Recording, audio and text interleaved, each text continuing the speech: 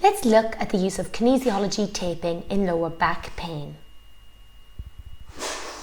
Now, lower back, this covers a multitude of muscles, and there's a lot of reasons why someone might have specific or non-specific lower back pain. We've got the thoracolumbar fascia, which is the enormous fascia that covers all of those muscles of the lower back. It's made up of many layers and comes right through to the deepest abdominal muscles.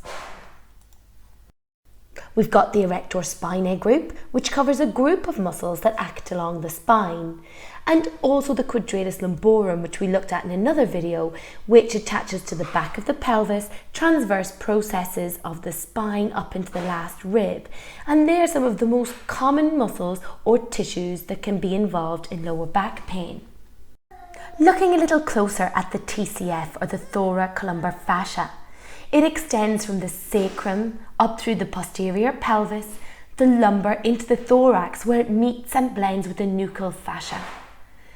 It's a deep layer of fascia, and it's made up of 3 compartments: the anterior, the middle, and the posterior, with various muscles between each layer and connecting right through and blending into the obliques, up into the shoulders and up into the neck.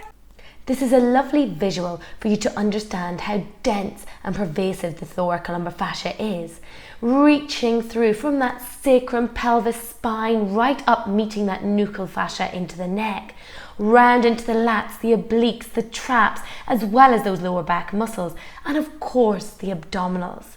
So it really is a key area when you're looking at the lower back. And also consider the muscular impacts of all those muscles are impacting into that thoracolumbar fascia, that they could all be playing a part in that lower back pain, and that's where assessment is key. But what we do know is that fascia creates or contains so many mechanoreceptors and neuroreceptors that it can be stimulated by tape really easily. Looking at the Erector Spinae group, again, lots of muscles, lots of connections, but they originate in that thoracolumbar fascia, reaching from the sacrum right up through the spine and up through the lumbar and the thoracic area. And then they insert into the ribs, the spinous and transverse processes of the thoracic and cervical vertebra, coming right up to the skull and also into the mastoid process. In terms of action, they can work bilaterally or unilaterally, creating a lateral flexion or a side bend of the vertebral column, or indeed vertebral extension when working together.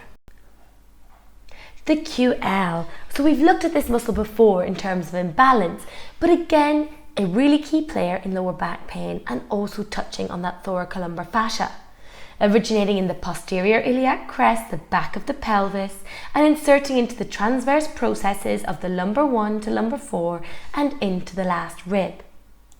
It works bilaterally or unilaterally to assist in lumbar extension when working together, or lateral side bend or flex of the vertebral column.